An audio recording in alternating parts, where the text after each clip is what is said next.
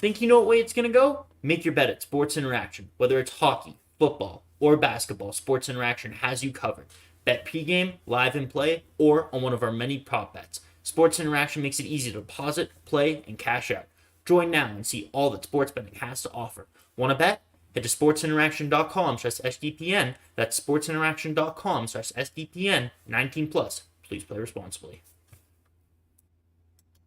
Hey, Oilers fans, how's it going? What a game. What a Saturday night. So excited to be here with you all. Obviously, Dennis couldn't be here. It's his mom's birthday, so happy birthday to Mrs. Lee. Hope you're doing well. No clue how old you are, but hope you have a great birthday nonetheless. Obviously, this victory was another, hopefully is a fantastic birthday present for you. The Oilers bring Bruce Boudreau's coaching career out to pasture poetically, as it should have ended, on a JT Miller giveaway, leading directly to a Ryan Nugent-Hopkins empty net goal. The Oilers played awesome. They win their 6th straight in a row. They played great, start to finish. I think for the most part, the Oilers did show up. Obviously, there was definitely a bit of a scare in the middle of the game. We can't deny that. We're going to get into all that. The play of Stu, the special teams, the penalty kill specifically showed up in the third period. It came out huge. We'll talk about that. We'll talk about everything. The goals, McDavid, Zach Hyman, 4-point night. The refs tried to stop him, but they couldn't deny him, and he gets the assist on the empty net goal. 6 games in a row. The Oilers are storming back. They didn't get any help in the standings tonight. I don't know if someone in the chat wants to let me know. I'm not going to look it up. Someone in the chat wants to let me know if LA won tonight. We know Seattle went to overtime, so that game's still going on. So we'll check how that ends. And then who else played today? Let's see. Calgary also won today. Yeah. So the Oilers definitely needed a victory in regulation. They got one. LA lost, so that's huge. So I believe the Oilers then would be sitting in 3rd in the Pacific, which awesome. But yeah. So let's see. How's everyone in the chat doing? Wise Kyle, it was electric. Yeah, that building was rocking. The Bruce, there it is. Bruce, there. All those chants were flying. Canucks fans were out in full force. Let's before we get into all that, let's talk about the situation around Bruce Boudreau. I'm so hyper focused on the Oilers that I tend to be an outsider when it comes to greater issues around the NHL. So I don't necessarily see everything and whatnot, but from my understanding, Bruce Boudreau has a really good record as the head coach of the Vancouver Canucks,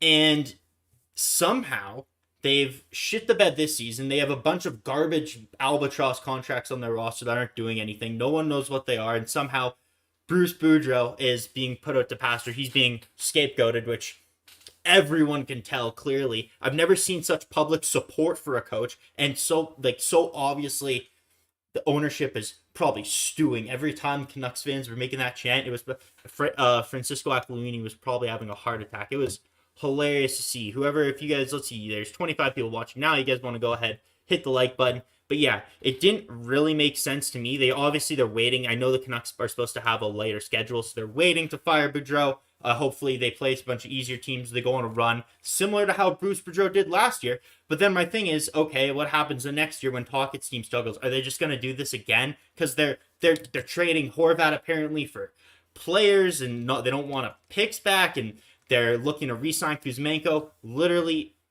I don't know. I don't understand. They literally make no sense to me whatsoever. Which is really funny. And I always talk about the mismanagement of the Oilers and whatever, but watching the Canucks really put stuff into perspective for me.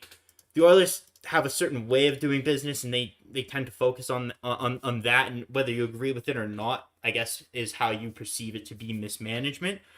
But it's not at least like the Canucks. The Canucks are just horrible. Lawsuits, litigation, mistreating employees, mistreating their players, signing the wrong player. I see in the chat someone mentions Ethan Bear. Thank you for bringing that up. I had something I would want to wish Ethan Bear all the best. Obviously, he wasn't in the game tonight. I'm personally a huge Ethan Bear fan.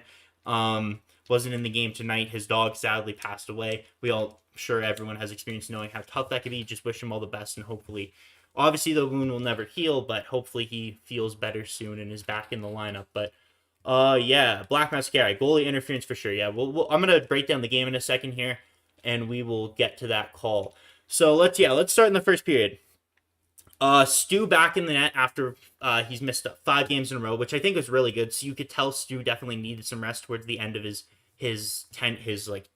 towards his prior start.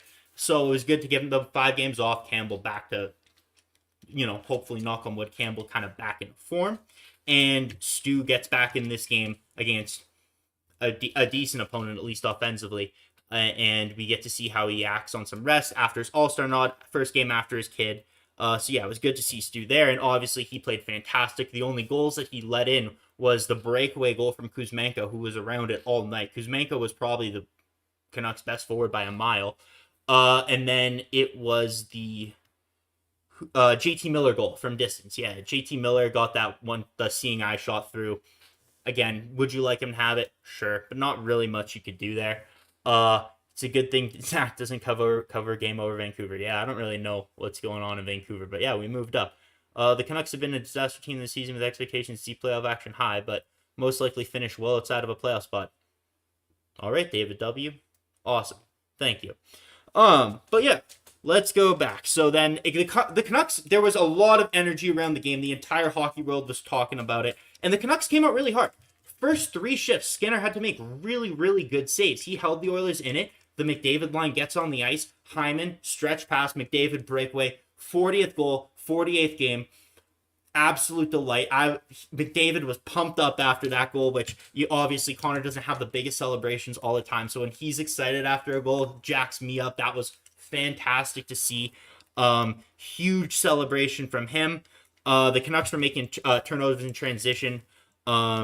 There was a play I noticed early. I saw Quinn Hughes was like slamming a stick on the ice, like like you're playing beer league, trying to demand a pass, didn't get the pass, and you just see his hands go in the air. It's like, oh, what the hell? What's that? So that was interesting to see. The stuff just isn't right with the Canucks. It's just so weird to me watching their demeanor. And if that happened on the Oilers, and especially if a European player on the Oilers did that, we know there'd be 200 hockey men jumping out and pointing their fingers at it and telling him no. But yeah, anyways, after the Hughes play, I noticed Desharnais' reach on the next couple shifts allowed the Nugent-Hopkins, Costin, and Puljujärvi to establish a cycle and then keep it going. I thought Desharnais again was really effective, did everything he asked him to do.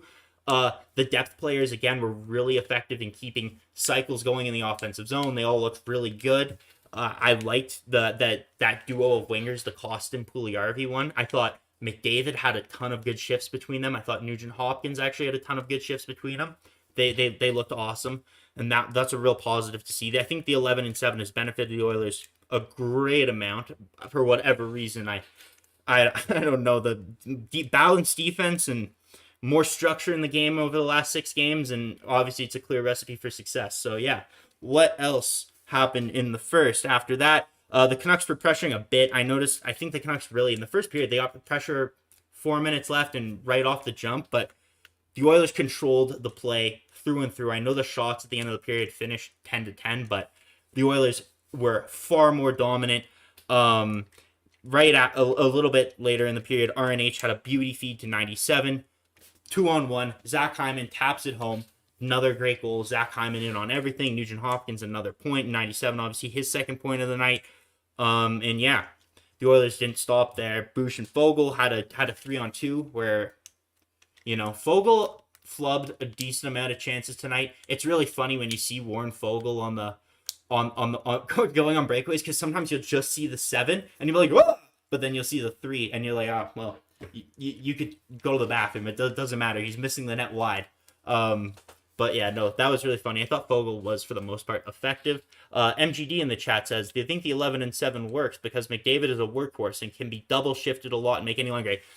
Yeah, that tends to make sense, and I do think that's why they were at least, and I think they still are leaning towards getting another center at the trade deadline. I think that's why they made calls on Horvat. That's why they made calls on Taves, so they have another guy they're comfortable with that can help bring up those bottom wingers, play McDavid and Draisaitl more. But that's Right. Would you rather have Devin Shore on the fourth line or Connor McDavid? Pretty self-explanatory. Makinator in the chat. Hyman had a great game. Hustle paid off. Absolutely. Hyman's had 4 disallowed goals this year, and he still has what was that? 24 goals on the season now, and he's had 4 disallowed. And he passed his career high in points tonight on the third goal of the game. The RNH in the second period, RNH had a stretch pass to Hyman, and Hyman kind of a little one tap, one hands it to Leon, one timer right through Spencer Martin's 5-hole, 3-0. I thought it was game over there. I know the Canucks led the league up to a point, and I guess they're second in the league now in comebacks in the third, multi-goal comebacks, whatever. But you just sense like the aura around the team. They seem dead. They seem like they just seem so gassed. It was the second half of a back-to-back. I personally would not have put money in Sports Interaction on the Canucks coming back, and they didn't. They made it real damn close, though. The Oilers got a little bit lucky in some regard, especially in that second period. And what is it with the second periods? Even in the last 5-game stretch, it seems like the Oilers dominate, control the first like they're a top 3 team in the NHL. And they play fantastic. They play every single line, top to bottom, is thriving, cycling, creating chances. Then the opposition, they can't break out. They can't establish a cycle. The Oilers are beating the forecheck. It's 2 passes out of the zone. They switch sides of the ice, and it's like they forgot how to do all of that. It's like they just get like, it's like when you're playing NHL 12 and you're the home team and you flip sides at the first intermission, and you're just like, you're shooting down and it just trips you outside and you don't know what you're doing. It's for the last 6 games, it seems like that's the Oilers. Like someone's controlling them, playing manually through NHL 12, and just those second periods, they have so much trouble. The third, they had a little bit of trouble today. Not nearly like a second period, but yeah, that's what it seems like to me. What's going on in the chat? Avery, what's up? How's it going, man? Glad you're here. I know you're in Toronto. I hope you're enjoying yourself at the event you're at. Glad you're there. Glad you're having fun. Had H on my mind, but sorted out Lindsay. Best thing is that Hyman still has more points than Austin Matthews. That is true. The Oilers, by the night ended with 4 Edmonton Oilers in the top 15 in NHL scoring. That is unbelievable. Oh my god. Almost 28% of the top 15 scorers in the NHL wear Edmonton Oilers jerseys. That is unbelievable. Mike Kang, did Pula have a good game? I thought Jesse Puljujarvi played with a lot of confidence. Let's check his ice time here. Jesse made a play in the second period where he kind of chipped it to himself, put it on net, and Martin had a really good chance. He had a play, Costin set him up in the slot. He definitely was around it more. There was a 3-on-2 with Costin as well, where he passed to Costin. Costin had a great slot shot. He kind of missed the net. For some reason, it exited me out of the box score here. So just bear with me while I pull up the ice time here, guys. Puljujarvi played more than he did last game. He was 12:06. I thought he was very noticeable. It looks like it's zeros across the board on the score sheet. But I thought he was around it. Let's just check his natural stat trick real quick here. Where is Jesse Puljujarvi? Yeah, okay, so Puljujarvi, wow, fantastic. Controlled 90% of the Corsi 4 when he was on the ice. Fenwick 4, let's see, let's just go to shot attempts here. Yeah, so Jesse Puljujarvi was on the ice tonight. The Oilers had 9 shot attempts on net, and the Canucks only got 2 in those entire 12 minutes. He played great tonight. In terms of his defensive play, he was super noticeable. He wasn't on for a goal against. His goals for percentage, I cannot see that. He controlled 86% of the expected goals when he was on the ice. Yeah, awesome. 4 hits for JP. Thanks for adding that, MGD. Yeah, Jesse was noticeable. This is like, I know people are going to point to the contract and whatever, and yeah, you're maybe not getting tangible production, but he's doing everything but score, and he helped his team win tonight. He played a crucial role in the Oilers winning. So yeah, there's that. What else happened? I thought Kane was also around it a lot. He doesn't have any points, I think, since he's been back, but like he had a great tip in the second on a Bouchard shot on net. Spencer Martin had to make a really good save. Evander Kane, how many just shots did he have? Let me just check right here. Does it say? 4 shots on goal. So similar to Jesse. Yeah, so Kane's been around it. It's going to come for Kane. I think we have 2 more games before the All-Star break. I'm hoping after the All-Star break, this is a good ramp up for him, and then after the All-Star break is where I'm really hoping that the actual production picks back up for Evander Kane, for sure. Yeah, and then the Kuzmenko breakaway goal, like, what can you do? Skinner was fantastic. All-star level goaltending. I know some people don't agree with that. They just say, oh, it's the Pacific Division. But you know what? Skinner is an all-star, and he gave an all-star level performance tonight. Kuzmenko comes down, scores on a breakaway. It just beat Skinner, too. He was so close to stopping it. Kuzmenko's an elite talent, and what can you do there? And right after that, you could kind of feel the momentum flipping. Pettersson comes right to the end of the period. He smashes through Philip Broberg with a giant body check, which you don't really expect. It was some Swede-on-Swede violence. Yeah, that was kind of shocking. Philip Broberg's got to keep his head up there. We got 36 people watching. You guys definitely don't have 36 likes. If you guys, my like goal night's going to be 30. So I know it's Saturday night. Everyone's probably out. Everyone's probably having fun. I hope everyone's staying safe. I'm sure everyone will get to the video tomorrow.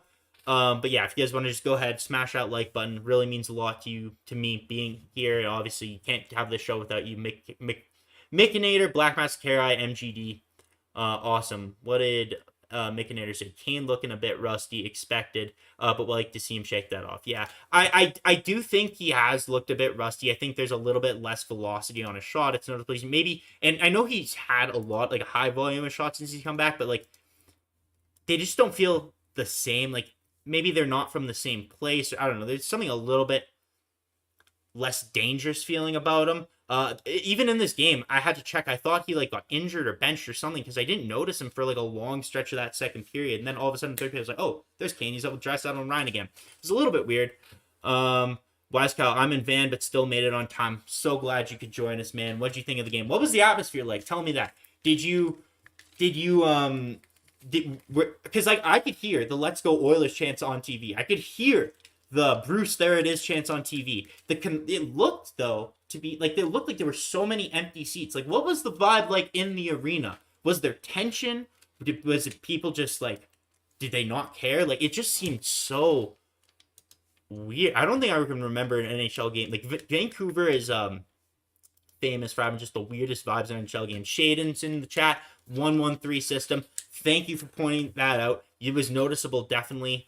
Again, I should say noticeable. I'm not the biggest systems guy. I need someone like Bruce Kurlock to draw up a chart and point to the systems and have those circles and arrows and whatever, and then I can notice them. I will say I made a concerted effort in the defensive zone and neutral zone to look for the structure, and I could sometimes point it out. Like, I notice it specifically when Ryan McLeod's on the ice. He's really good at following the system. But yeah, no, it definitely has made a difference over the last 6 games. That I think, and the smarter people than me have pointed this out. That is one of the biggest switches, the defensive structure in the Oilers game, right? Like, just when you play with more structure, you play with more pace, you play with more urgency, you're going to win more often than not, especially when you have the talent that you do. So thank you for bringing that to the chat, Shaden. I wouldn't have, I was going to overlook that, so I appreciate that. MGD, I don't think it was a sellout crowd. Always seemed to be empty seats when the camera panned. Yeah, I noticed that, and I wasn't sure if I just noticed it, like, you know, end of intermission, people are still getting their food, going to the bathroom, whatever. But it definitely was a little bit noticeable. And it's the thing about Vancouver. In Vancouver, when the team isn't doing good, people stop showing up, and it starts to hit the wall. So I think that is why they don't. That might be a big reason why they don't want to rebuild. They know if they rebuild, people won't show up. But at the same time, you show a rebuild, you show a plan for success, and especially this year is the year of all year to rebuild since 2015, right? And we as Oilers fans know that better than anyone. So yeah, it's a super interesting thing. Nobody was cheering for the Canucks. Quarter cheering for the Oilers, 2/3 cheering for just Bruce. West were mad at the Canucks. That is so funny, man. I can't even imagine what that environment must be like. Yeah, that's got to be such a weird game to be at, man. But I'm glad you're there. I'm glad the Oilers won for you when you're there. Matthew Barton, I was at the game. The whole upper bowl was sold out. Yeah, I think that came through. Like, you can't see the upper bowl, but again, that makes sense because you couldn't. There was empty seats, but the chants were so loud. Like, I hard to remember an Oilers game this year with chants that loud. So, it was really interesting. What about Miller getting mad on the bench? Yeah, after the disallowed goal, well, before it was disallowed, Miller just freaking out. Canucks have him for 7 more years starting next year, 8 years now. Like, good luck with that one. He had the decisive giveaway to the empty net goal. Like, Canucks had pressure too. So, yeah, I don't know what they're doing. Literally, I wish I knew more to go on a rant about the Canucks management, break it down for you guys. But frankly, I just know what I read on Twitter and see on podcasts and whatnot. And doesn't seem fun to be there. But yeah, the JT Miller scored from distance. That was whatever, maybe like Skinner to have it, whatever. After that, there was a few scrums. Skinner was knocked down.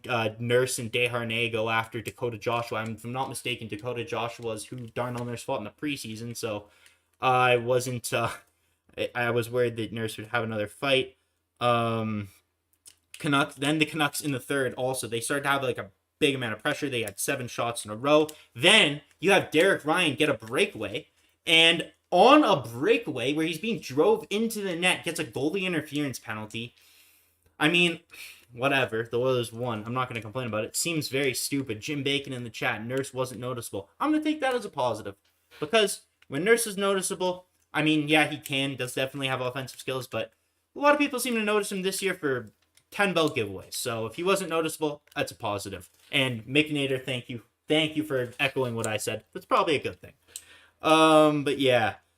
Where was I? After that, yeah, the Ryan penalty, that was dumb. But this is where the penalty kill came through, and it's so crucial. And it just goes to show, with the goals against 5-on-5 coming down and the goals against shorthanded coming down, the penalty kill skyrocketing when you needed it most. That penalty kill also, I thought it was really interesting because one of the changes Jay Woodcroft made earlier was not having 97 start the penalty kills, and now, especially on that one, not only did McDavid start that penalty kill, he was double shifted on that penalty kill, if you didn't notice. They were really they were going all out to kill that penalty. They did. I thought Nugent-Hopkins is another guy. Super hard on the stick. The second there was any sort of bobble by a Canucks player, Nuge was on him in 2 seconds on the boards. His board play tonight, noticeably. I think this season as a whole, I think playing with Zach Hyman, just like it's rubbed off on Klim Kostin, it's rubbed off on Ryan Nugent-Hopkins. He seems stronger on his stick and on the boards. He seems a lot tougher. He was always decent defensively. He's always had a good defensive game. But there's something to me about this year, Ryan Nugent-Hopkins, the amount of pressure he puts on his stick. We got 42 people watching now. We still only got 25 likes. We need 5 more to hit the like goal of 30. The Oilers at a 3-0 lead. Well, that's why we're making it 30. So, anyways, Darnell Nurse gets the Dion Phaneuf treatment in Edmonton. I could see that. I could definitely see that. I think Darnell is more loved than Dion Phaneuf. I know. The thing with Darnell is, we don't expect Darnell to put up 25 points. I know some people put out this narrative. If Darnell was on the power play and had 25 more secondary assists, everyone would love him. No. If Darnell Nurse in the last 2 minutes doesn't make 10 bell giveaways to players alone in front, then everyone will love him. That's all we ask from Darnell. And to Darnell's credit, I think he's played a lot better. Another thing for Darnell Nurse is also getting a lot of flack for plays that CC made. Even today in the third period, there was a play. Let me just see if I can find it in my notes. Yeah, right after Kane goes to hit Kuzmenko on the boards as the Canucks were on transition back in the Oilers zone. It was some Dan Milstein on Dan Milstein client violence right there. And CC gets walked and completely blows his coverage and leaves Nurse alone on the other side as the Canucks guy goes in. I think it was Pettersson who had a fantastic chance and was an even better save by Skinner. But yeah, there's a lot of, like, CC has not been near the player that he's been last year, and that's greatly affected Darnell Nurse. Darnell Nurse, just as much as he's trying to put up points to make up for his contract, he's trying to make up for the lack of play by his defense partner. Like CC excelled in Pittsburgh as a third pairing right shot defenseman. In Edmonton last year, he did really well with Nurse. It's not working this year. There's been every game we could point to 5 plays where there's blown coverage, blown giveaways. They lose their man. They get crossed up in the defensive zone and the penalty kill together. It just does not work with them anymore out together. CC just doesn't have the offensive skills to consistently be on the ice with guys like Leon and Connor. Like, you'd like to see Broberg and Bouchard out there more. Nurse needs a different type of partner, and I think that's something we can talk about in a bit. that kind of leads to the whole what kind of defenseman should they get at the blue line? Should it be should it look for that amazing left shot? Should they look for a right shot? Should they whatever?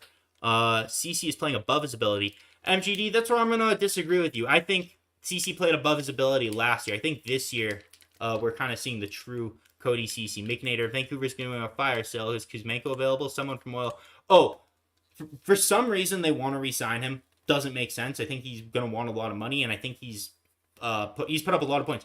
Kuzmenko might get you more than Bo Horvat because he makes $950,000 and he's a UFA at the end of the year. Every contender could fit him in, and every contender could use a player that good. Like, he was the Canucks' best player tonight, I thought. But yeah, Wise Kyle, thank you for that. Echoing what I said again, they want to re-sign him. So yeah, thank you for that in the chat. What's up with you, Black Mascara? I wouldn't either. They're both super awesome. But yeah, let's get more likes, guys. You still need to hit 30 here. And then yeah, right after that, then Hyman goes and tips into Evan Bouchard's shot. It was called goalie interference after Bruce Boudreau challenged it. Why Bruce Boudreau even challenged it, I don't know. He's helping that organization when they literally have brought him out to the porch like Old Yeller, and they're still asking him to do shit for him. Like, it's like he knows his fate. He's crying in every interview, and he's still challenging goals. Like, come on, Bruce. Yeah, that was a little crazy, but yeah, they call it back. I mean, the puck looked like it was going in. I honestly gave up on that one. I had literally no clue what they were going to call that. Like, the puck looked like it was going in. Hyman definitely interfered with Martin. There's no question about that. It's more of just a matter, did the puck go in? Was the puck going in anyways? It's not the worst one we've seen. Chances are there's going to be a goal tomorrow where that's identical where it counts, but it's the NHL. What can you do? It sucked. If they lost that game, I'd probably be way more irate, but nevertheless, the Canucks go no goal. It seems like this is going to be a storybook ending to Bruce Boudreau's career in Vancouver, but it was a different type of storybook ending when, with an empty net goal, JT Miller with the giveaway to Zach Hyman, who passes to Ryan Nugent-Hopkins. 4-point night for Hyman, empty net goal for Nuge, and JT Miller giveaway ends Bruce Boudreau's career as the head coach of the Vancouver Canucks. Remy Duke. Taves would be great.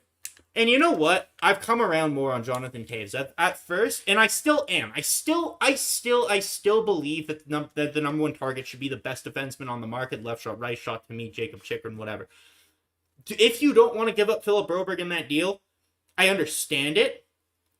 Personally, and I could be wrong. And let Broberg prove me wrong. He's been a lot better. Today, I think, let's actually check this tonight. Let's check the Philip Broberg stat line. How much did Philip Broberg played? 16-27. He was a -1. He had an assist stolen from him. I thought he was effective. Let's just check his natural stat trick real quick. Philip Broberg, where is he? This says 5-on-5. It was only 15-51. He controlled 50% of the Corsi for. The shots were 5 for the Oilers and 7 against when he was on the ice. It definitely wasn't his best night. This is probably his weakest night in a while. And to me, this is the thing. When he plays more, if you start getting... These aren't bad results by any means, so don't get me wrong. Not bad results by any means. But you can't trick yourself after a 5-game stretch of great play into thinking Philip Broberg's the answer on your lefty. Because... just like everyone was applauding Ken Holland, and everyone was like, you know what? He didn't panic. Great. He didn't go and trade all his assets to bring in a defenseman to stop the bleeding. He let the Oilers figure it out themselves. You can't, just like you didn't overreact to that, you can't overreact to this play from Philip Broberg. Obviously, I hope he excels. Obviously, I know he's going to get better. But again, getting better in the future doesn't matter. The future for the Oilers is now. So you can't take that play and overreact. If you're still planning on evaluating and making a move, I like that you played him over 16 minutes. Play him more. Play him 18 minutes. Knock on wood, this doesn't happen, but either Nurse or Kulak goes down on the left. You're like, what are you doing? You're putting in Nemo Linen and elevating Broberg to be a 20-plus minute a night guy. Like, I love the Oilers. I don't have the greatest belief. I want us in that specific situation, if that were to unfold. Like, I obviously hope he succeeds. I want him to succeed, but I want the Oilers to succeed. And if that means, bringing in someone to support him and keeping Broberg, because the Oilers have a ton of assets. Anyone who says they don't have a lot of assets to trade is off the wall.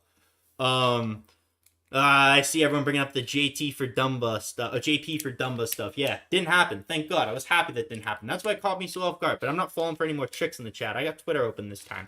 I'm not falling for any of that. But yeah, just about Philip Broberg. Like, we can't overreact to the great play. Let's keep it up. Let's see if he can grow. Let's see if he can get better. But to me, I would not let 5 games or 6 games now of Philip Broberg influence my decision whether or not we need another top 4 defenseman. Whether it's a right shot or left shot. I think, honestly, Vincent Desharnais' play has potentially influenced me more in that regard than Philip Broberg's. Vincent Desharnais has been a completely different, archetype of defenseman. 6'7", mean, big, defends like a brick wall, fantastic. He has better puck skills than you would expect. He's mean. He does everything you could want and more. So, to me, he's someone I absolutely feel comfortable plugging in on the playoffs. No tricks at all, merely spewing the typical Minnesota rumors I hear here. Yeah, I mean, if the Oilers are upgrading the right side, I don't think it would be Matt Dumba. I do like the Taves addition. You'd have to move out Warren Fogle and whatever deal, and you'd have to pay for someone to take that contract just based on the fact Fogle isn't a UFA. He's another year left at 2.75. But yeah, we saw earlier in the day in Dana Nugent-Bowman's article at The Athletic, they said the Oilers want to re-sign Derek Ryan. Would not mind that if they re-signed him under $1 million. Whatever. Jesse was working on one-timers with Leon at practice. He was out for, not sure you guys saw the picture of Jesse out for dinner with Leon, Connor, and Darnell. It seems from everything we see that Jesse is making the best of what is this not so good situation for him, I guess. We hit 30 likes. Awesome. Thank you, guys. This week's schedule coming up, maybe try 10 and 8. Honestly, would not put it past yours. You run Hyman, Nuge, Draisaitl, McDavid, Kane for 25 minutes each. And you play your, I don't even know. You call Niemelainen back up. I saw they called up James Hamblin. I'd like to see him get back up in the line. He was really good fourth line center. Dacky, I don't think I've seen you comment here before. Same with Remy Duke, who I shouted out earlier. But glad to see new people in the chat every day. Personally, not a fan of CC, but I don't know what I'd do with him. I think the emergence of Desharnais in the offseason allows you to move on from a guy like Cody CC, potentially. And I know that's kind of a little bit of an outrageous thing, and he's got term left, and who's taking that deal. But you have Bouchard, you have Desharnais now on your right side. You can upgrade. I shouldn't say move on. It allows you, because I think it's pretty certain that they're gonna move on from Tyson Barrie this offseason. But the emergence of Desharnais, because of the type of player he is, allows you to upgrade CC into someone who could be a better partner for Nurse, maybe a little better offensively, making those passes. CC kind of is a one-trick pony. Come down the side, take a shot right in the crest. The only time I think that's ever been successful is actually in Game 7 against LA in the playoffs last year. But yeah, that's me. That's a little bit radical of thinking, but yeah. But what else, guys? I'm chatting with the chat. Let me know. Is there anything I missed tonight? Anything you guys want to talk about? Any trade targets that are brand new? Other than that, yeah, let me just check here. Second period management. I get everything here. I liked Elliot Friedman's rant about confiscating signs. Thought that was really heartwarming. I think it's funny. You're like, what are they really calling? We love our head coach. If the Oilers would feature anyone who made a I love Dave Tippett or I love Jay Woodcroft sign. So the fact that your head coach is on the bench and I love Bruce Boudreau, I support Bruce Boudreau. No, you can't show that. That is one of the worst things I've ever heard an NHL organization do. That's disgusting. He's literally your coach. It makes no sense. Why is Kyle Domi? Yeah, Domi would be sick. McDavid, yeah, we never touch on McDavid enough, Lindsay. So I know you're kidding, but I'm not kidding. 40 goal in 48 games. Tonight, when Connor McDavid was getting an odd man rush, especially after he scored, it looked like he was overthinking the pass. This was 2018-19 Connor McDavid. There was a lot of passes that kind of hit a Vancouver stick at the last second. He was trying to feed to Hyman, to Nuge, to Dry a couple times, and they weren't working out. There's many times I was yelling, I'm like, Connor, just shoot, just shoot. And you'd see when he get in that slot and he has that lane where he's been scoring so much from, like, 15 feet out, he kind of walks like I don't even know the term in hockey what it would be, but I would say like a Euro steps a defender and like just opens himself up, kind of a lane right to the net. And instead of taking the shot, he kind of passes it to Leon standing at a pretty bad angle. And I noticed that a couple times tonight. I thought there was something up. Like McDavid probably himself could have got 41 and 42 tonight, but it seems like after he gets one, he goes into pass mode, or at least tonight he did. Dacky, underrated, but Nuge is having quite the year. Nuge should be at the All-Star game too. He deserves it. He's having his best year of his career. He's going to smash his career high. Hyman smashed his career high today already. Imagine, people were calling that Zach Hyman contract one of the worst free agent signings in NHL history. It's going to age so bad. There's a realistic chance Zach Hyman has 40 goals this year. The Oilers have 4 players in the top 10 in NHL scoring. They make a combined under $30 million. That is bonkers. You got 5, you got 5, you got 8.5, and you got 12.5. Yeah, it was nice to see Holloway. Yeah, thank you MGD for bringing up Holloway. Holloway was a driver, man. When 37, 71, and 55 were out in the ice together, they were consistently creating in the offensive zone. Dylan Holloway set up Derek Ryan. He got a pass from Connor McDavid and set up Derek Ryan for a beautiful chance who Spencer Martin robbed right in front. Yeah, Dylan Holloway, let's just find his numbers. Okay, so today actually, I mean, if you're just looking at the shot attempts, there were only 4 shots for the Oilers when he was on the ice and 9 shots for the Canucks. But I thought every chance that Holloway created tonight was a really good one. You could see his skating. I like that he's confident. I think similar to Klim Kostin, he's holding onto the puck for longer. He's not deferring as fast as even his veteran lineman like Derek Ryan, you were seeing him defer to in the past. But that Fogle, McLeod, Holloway, they skate really fast. If Fogle was a better shooter, just slightly, man, would he have a ton of goals. But that's not the case. I think he had multiple breakaways, multiple chances, and nothing. Zach Hyman created this. Zach Hyman was the Oilers' best forward tonight. Created a ton. Holloway, I thought, like you pointed out in chat, was awesome. Hyman, likable net front. Dackby says likable net front presence. Kind of reminds me of Ryan Smith. Yeah, I only saw Ryan Smith in the twilight of his career. But yeah, that's what everyone says. The way he just hangs onto the puck no matter what, right to the net, like. Doesn't matter if he's on the ice with Connor McDavid, Wayne Gretzky, Derek Ryan, or Devin Shore. Zach Hyman is not passing to you. He's taking it to the net. He's going to circle. He's going to take a shot. And Pocket Track says Holloway technically should have yeah, that was another weird penalty. There were some weird penalties from the officials tonight. How Holloway, I don't think he dropped his gloves until after he got jumped. Like, if Holloway got the fight, then that Peterson guy, Lane Peterson, who jumped him, should have gotten an instigator. But they both got roughing, and Holloway had a clean hit. That should have been a roughing just on one guy, because Holloway, again, got jumped. He wasn't going to engage until the guy started punching him in the head, or Lane Peterson did. So, yeah, really strange display of officiating tonight. I'm glad that Wise Kyle pointed out in the chat. We got week schedule coming up. Yeah, the Oilers are going on a long stretch. We got Columbus, and then we got Chicago. I'm not going to have Columbus. I believe they're the next game, but I'm not going to have them. I'm pretty sure that's just going to be Dennis soloing. And then Chicago on Saturday, I believe, will be me. And if Dennis can make it, it'll be Dennis, or it might just be me and you guys in the chat again tonight or next week. But yeah, man, I've been going for almost 40 minutes now. I'm so glad you guys can join us here. If you guys want to hit that like button one more time, it was so great for you all to be here. Game Over Edmonton will be back Wednesday or Thursday, whenever they do take on Columbus. I think it's Thursday. And yeah, that's it. The Oilers win a Bruce Boudreau's swan song. The Oilers win 4-2 over the Vancouver Canucks. That's all from me. Let's play a